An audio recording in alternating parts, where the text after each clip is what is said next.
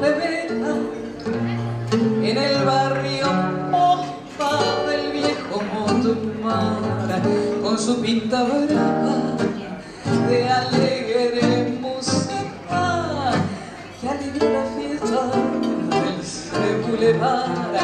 Era la papusa del barrio latino que supo a los puntos del verso inspirar. Recuerdan el 11 de septiembre de 2001. Ce jour-là, le président Bush a dit qu'il allait lancer la guerre sans fin. Ese día el presidente Bush dijo que iba a lanzar la guerra sin fin.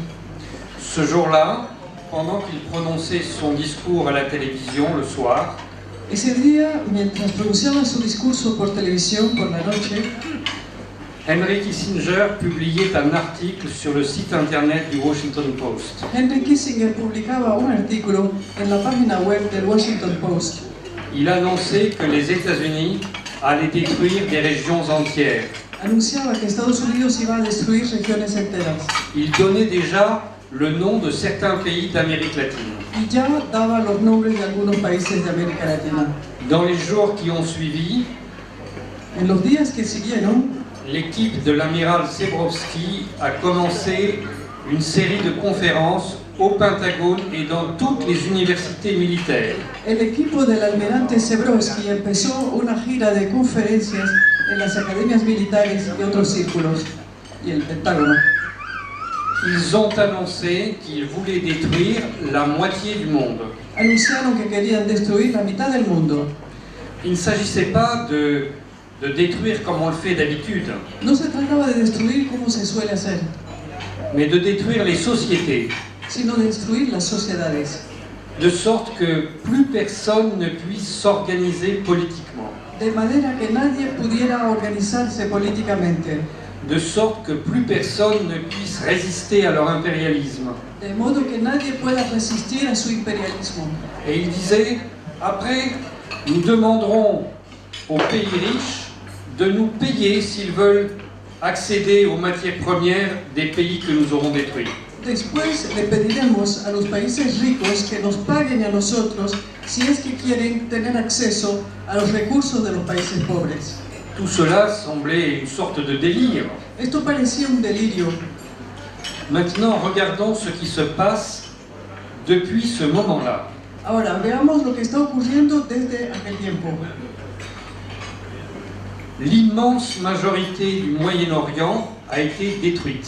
La inmensa mayoría del Medio Oriente fue destruida. Chaque fois, il y avait une bonne raison. Cada vez había un buen motivo. Ça a commencé avec les talibans, Eso empezó con los talibanes, ça a continué avec Saddam Hussein, después le tocó a Saddam Hussein, plus récemment c'était Muammar Kadhafi, también le tocó a Muammar Gaddafi maintenant c'est Bachar el-Assad. y ahora Bashar al-Assad. Mais si nous regardons cette région, Pero si miramos bien esta región, des villes entières ont été détruites. vemos que tenemos ciudades enteras arrasadas, Non seulement dans ces pays, no solamente en dichos países, mais dans tous les autres pays de cette région. pero también en los demás países de la región. Que ces pays aient été les alliés ou les adversaires des États-Unis Bien. n'entre pas en compte. El hecho de que hayan sido aliados o enemigos de Estados Unidos no entra en cuenta de eso. Toutes ces sociétés ont été profondément détruites. Todas estas sociedades fueron profundamente destruidas. Souvenez-vous, Ben Ali en Tunisie ou Moubarak en Égypte étaient des alliés des États-Unis. Ben Ali en Túnez, Mubarak en Egipto, eran aliados de Estados Unidos Ils ont été renvoyés. y se les echó. L'Arabie Saoudite, qui est un allié très étroit des États-Unis, Arabia Saudita, que es un aliado muy estrecho de Estados Unidos, a vu plusieurs de ces villes entièrement détruites ha visto destruir varias de sus grandes ciudades dans la région de Qatif. en la región de Qatif. En réalité, personne n'est à l'abri. En realidad, nadie se salva. Il se trouve que quelques peuples ont commencé à résister.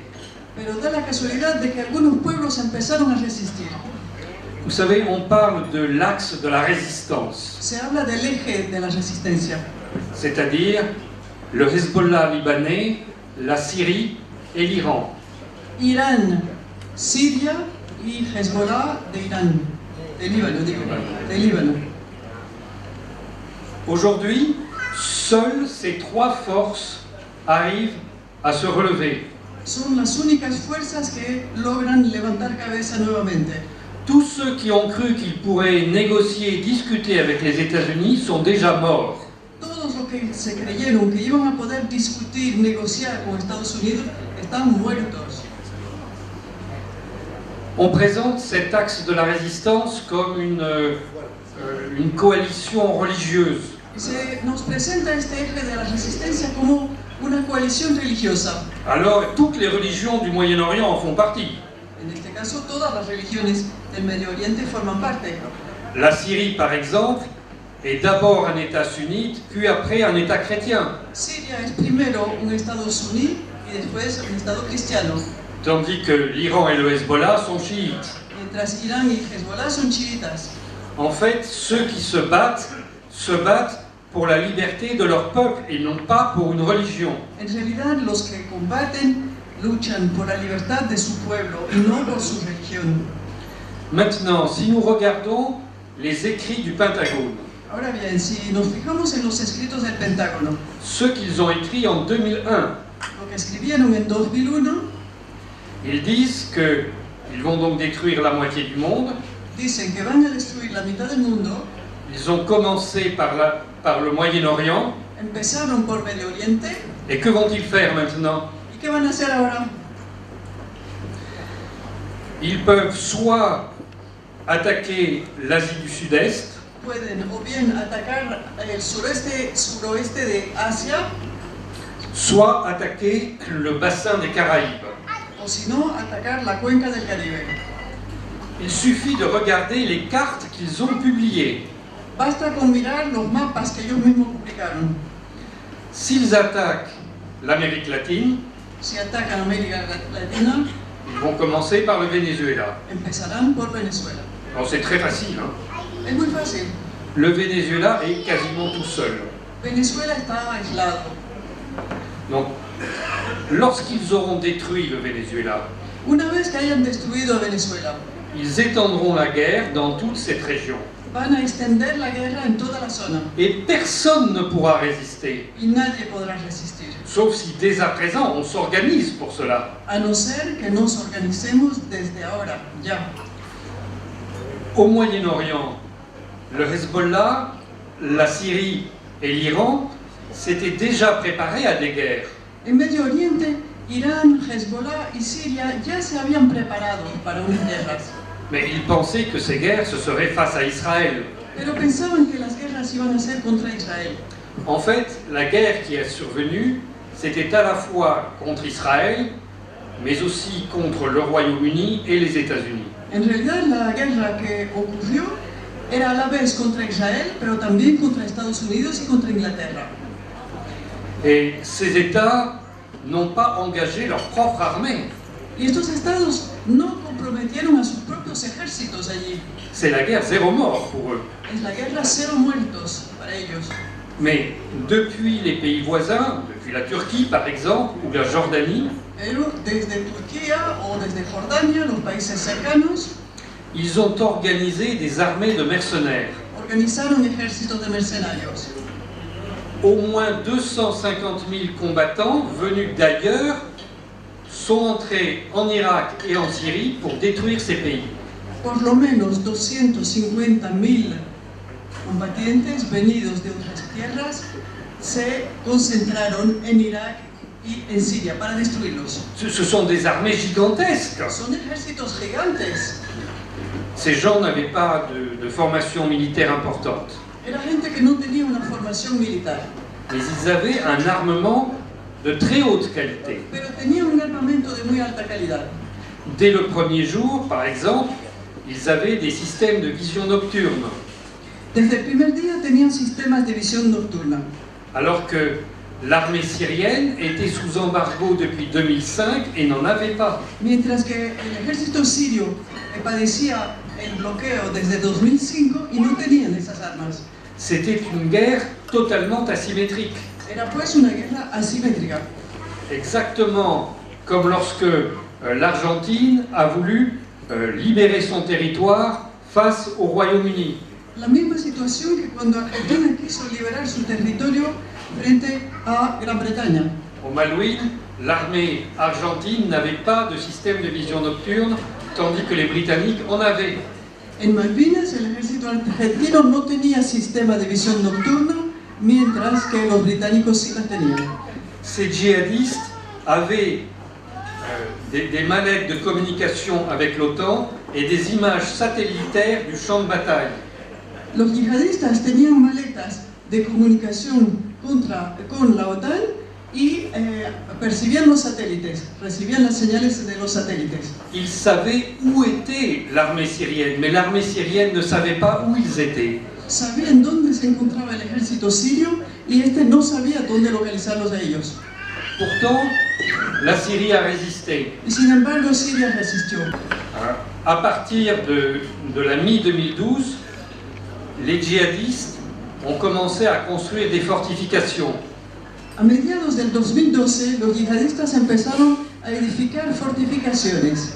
Parce que le gouvernement syrien avait choisi de protéger sa population et donc d'abandonner son territoire. Porque el gobierno sirio eligió proteger a la población y dejar vacío gran parte del territorio. La population s'était regroupée dans les villes et les campagnes appartenaient aux djihadistes. La población se había refugiado en las ciudades y el campo le pertenecía a los yihadistas. Ils ont alors construit des fortifications souterraines immenses. Entonces edificaron construcciones subterráneas inmensas. Et il était impossible pour l'armée syrienne de reconquérir ce terrain. Y era imposible para el ejército sirio reconquistar ese territorio. Mais en 2014, la Russie est intervenue militairement. Pero en 2014 intervino Rusia militarmente. Avec des bombes pénétrantes, elle a détruit les bunkers des djihadistes. Con unas bombas penetrantes destruyó los búnkeres de los yihadistas. Elle a donné des armes nouvelles à l'armée syrienne. Le dio armas nuevas al ejército sirio. Et cette armée a libéré son propre territoire. Y este ejército liberó su propio territorio. Cette guerre peut venir en Amérique latine. Una guerra semejante puede llegar a América Latina. D'après les documents du Pentagone, il n'est pas question de détruire l'Argentine. Según los documentos del Pentágono, no se plantea destruir a la Argentina. Mais il est possible d'utiliser l'Argentine comme base arrière pour détruire le nord du continent. Pero se puede utilizar a Argentina como base trasera para destruir otras partes del continente.